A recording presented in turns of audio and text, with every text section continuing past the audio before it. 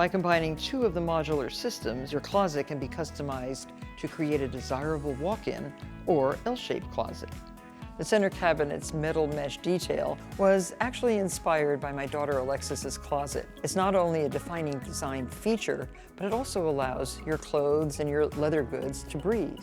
Your most frequently worn clothing should be easily accessible, and for those out-of-season items, storage boxes are an ideal solution for storing clothing and shoes. Organize your t-shirts by folding them into thirds and arranging them folded end up.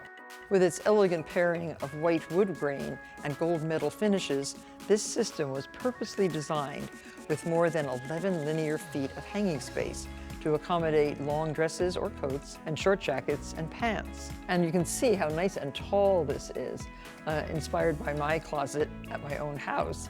And I love having clothes at different levels. And it also includes one of my must-have closet features, soft close drawers. And for high heels, sturdy shoe racks that feature bars to secure your shoes in place. When hanging coats, you'll want to use a sturdy hanger like this one. I always use premium hangers appropriate to what I'm hanging in order to retain the shape and prolong the longevity of my clothing.